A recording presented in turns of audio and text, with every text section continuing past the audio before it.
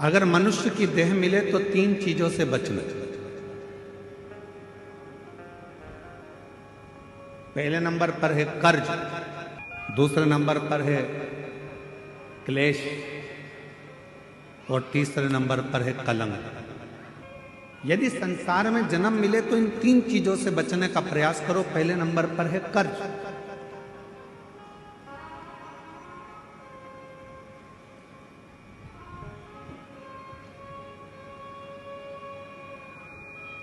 थोड़ा सा भी कर्ज हमारे जीवन में अगर हो जाता है, थोड़ा सा कर्जा आ जाता है तो वो कर्जा बढ़ते बढ़ते बढ़ते बढ़ते एक दिन हमारी जमीन को, हमारी जायदाद को, हमारे मकान को भी बर्बाद कर देता है।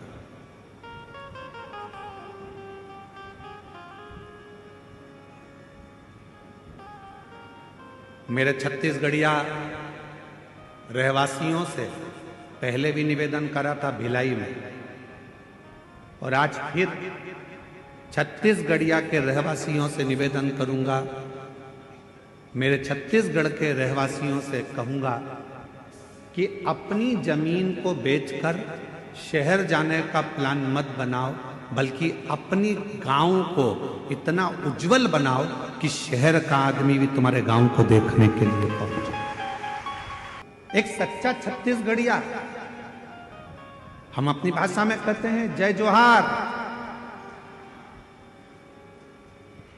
छत्तीसगढ़िया सब लोग, मतलब एक सच्चा छत्तीसगढ़िया वो होता है जो जहां रह रहा है, जिस भूमि पर रह रहा है, उस भूमि को, उस घर को, उस गांव को इतना उज्जवल बना ले, इतना प्रगतिशील बना ले कि फिर उसको देखने के लिए दुनिया के लोग,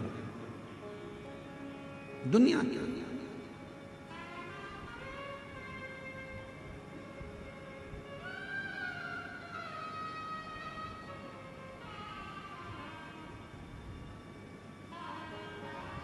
यहाँ जितने छत्तीसगढ़ के मेरे जीजी जीजा बैठे हैं, आप सब कोई साधारण नहीं हो। जितने भी बैठे हो, आप भगवान श्री राम जी के नाना जी और नानी जी हो। छत्तीसगढ़ वालों को ये गौरव होना चाहिए कि हम कौशल प्रदेश के हैं, माँ कौशल्या जी के गांव के हैं और भगवान राम जी हमारे भांजे हैं। सहजता नहीं है। शिव भक्त को शिव महापुराण की कथा कर रही है, संसार के रहवासियों को तीन चीजों से बचना चाहिए। पहले नंबर पर है कर्जा, दूसरे नंबर पर है क्लेश, तीसरे नंबर पर है कलंक। ये तीन चीजें जब व्यक्ति के जीवन में अगर हो जाती है तो पूरा जीवन बर्बाद हो जाता है, पूरा।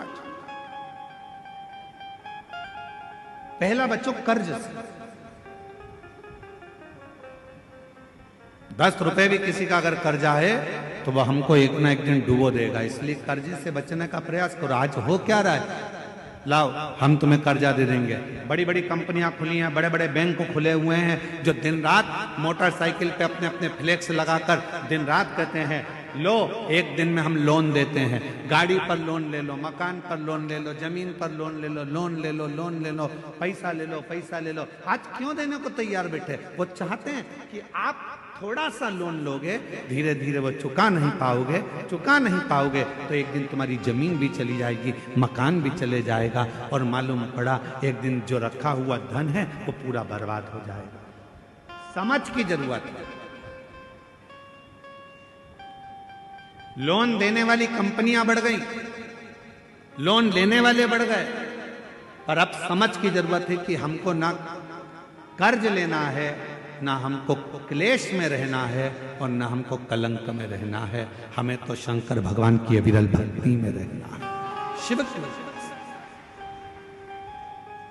कर्ज से थोड़ा सा बचना,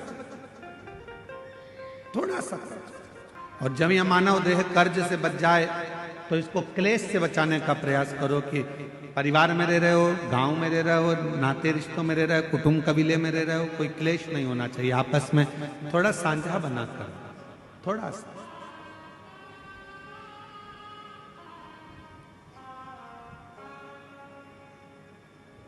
आप सबको मालूम है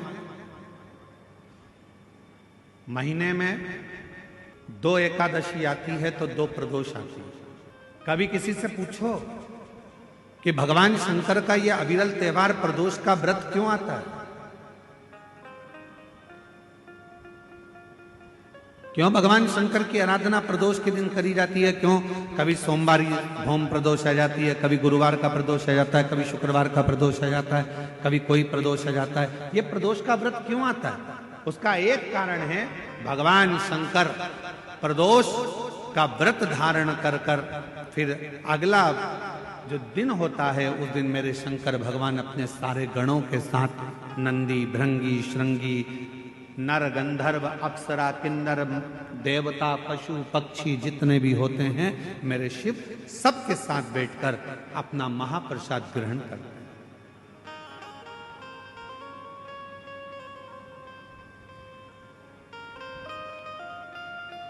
साथ बैठने पर हमारा क्लेश समाप्त होगा। आज के जमाने में 4 भाइयों का परिवार, एक इधर जा रहा है, एक उधर जा रहा है, देवरानी, जेठानी, ननन सब अलग अलग क्षेत्र में जा रही, कोई सुनने को तैयार नहीं। तो शिव महापुराण की कथा कहती है, एक कर्ज से बच जाओ, दूसरा क्लेश से बचो। हफ्ते में, महीने में एक दिन ऐसा बनाओ जिस दिन मेरे घर के पूरा परिवार एक जगह पर एकत्रित हो, भोजन करें, साथ बैठें, साथ बैठकर अपने परिवार की चर्चा। हम ये भी नहीं कहेंगे कि तुम किसी परमात्मा की आराधना करो कि साधना की आराधना, आप तो साथ बैठो, अपना मनन चिंतन करो कि हमें अपने घर को कैसे संवारना है, हमें अपने परिवार को कैसे संवारना है, हमें अपने बच्चों को उच्च शिक्षा कैसे देना है, हमें अच्छी चिकित्सा कैसे देना है। हम कहीं आडंबर में तो नहीं फंस रहे, हम कहीं गलत जगह पर तो नहीं फंस रहे, आडंबरों से मुक्त कैसे करें। आज थोड़ी सी बीमारी आती है और लोग भटकना चालू कर देते हैं, यहां जा रहे हैं, वहां जा रहे हैं, तबीयत खराब हो गई तो यहां जाओ, वहां जाओ। हमने जब से शिव महापुराण की कथा बाची है, एक बात हमेशा कही है कि सबसे पहले अगर शरीर में कष्ट है तो अपने गांव के प्राथमिक चिकित्सा केंद्र में जाओ, उसके बाद फिर शहर के हॉस्पिटल में जाओ, फिर शहर के हॉस्पिटल से जिले के हॉस्पिटल में जाओ, फिर जिले के हॉस्पिटल से फिर कोई बड़ी सिटी के कोई हॉस्पिटल में जाओ। कहीं भटको ना। बड़े हॉस्पिटल में कब जाना? जब पहले छोटे हॉस्पिटल में जाना। बड़ा हॉस्पिटल वाला क्या करेगा?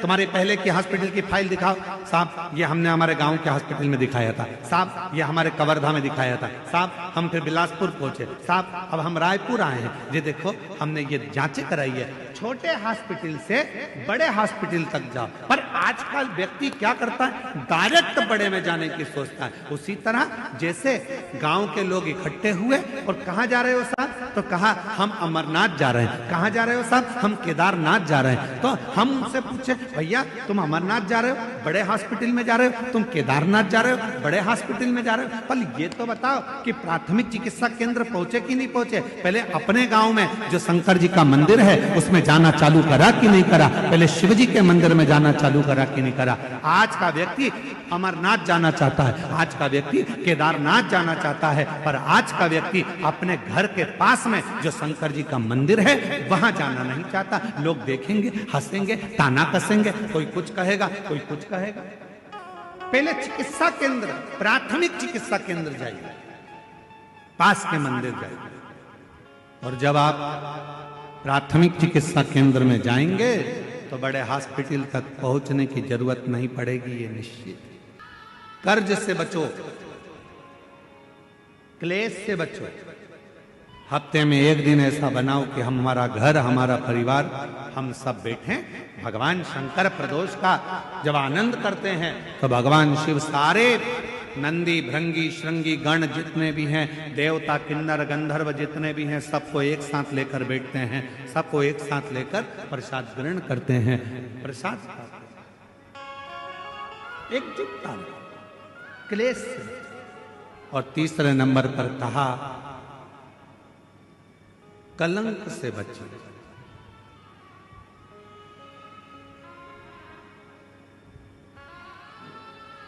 हमारे सनातन हिंदू धर्म में पतंग उड़ाने के लिए एक दिन दिया गया है। यहां उड़ाते पतंग? अरे बोलो तो जम के। कब उड़ाते हैं? जम के बोलो। मकर संक्रांति। हमारे सनातन धर्म में, हिंदू धर्म में पतंग उड़ाने के लिए एक दिन दिया है, मकर संक्रांति का दिन। उड़ा लो जितनी उड़ाना है, खूब काटो जितनी काटना है।